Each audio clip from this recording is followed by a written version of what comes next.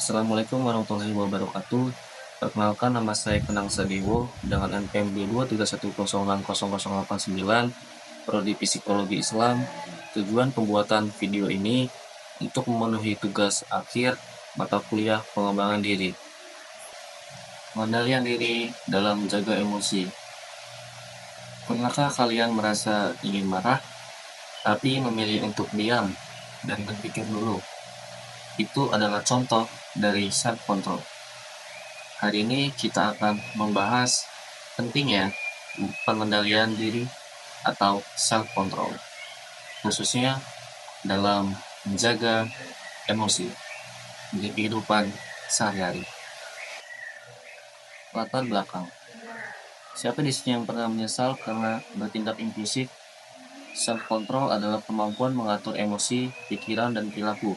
Sangat penting dalam kehidupan sehari-hari untuk mengambil keputusan rasional, menunda kepuasan sesaat, bertindak sesuai norma sosial. Kurangnya self-control dapat menyebabkan perilaku impulsif, kecanduan, konflik interpersonal. Selanjutnya, aspek-aspek self-control Gufron dan Krishnawita menyebutkan bahwa aspek-aspek kontrol diri terdiri dari kontrol perilaku, kontrol kognitif, dan kontrol dalam mengambil keputusan. Yang pertama, kontrol perilaku merupakan kesiapan tersedianya suatu respon yang langsung dapat digunakan untuk mengambil suatu tindakan guna menghindari situasi yang tidak mengenakan dan mengurangi dampak dari situasi tersebut. Yang kedua, kontrol kognitif merupakan kemampuan individu dalam mengelola informasi yang tidak diinginkan individu.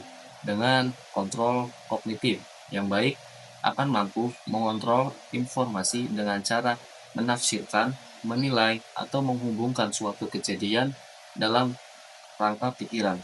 Yang ketiga, kontrol pengambilan keputusan merupakan kemampuan individu untuk menetapkan suatu tindakan berdasarkan pada suatu yang diyakini atau disetujui. Selanjutnya, faktor self-control. Faktor internal merupakan faktor yang berasal dari individu itu sendiri. Semakin bertambahnya usia individu, maka akan semakin baik kemampuan kontrol diri dari individu tersebut.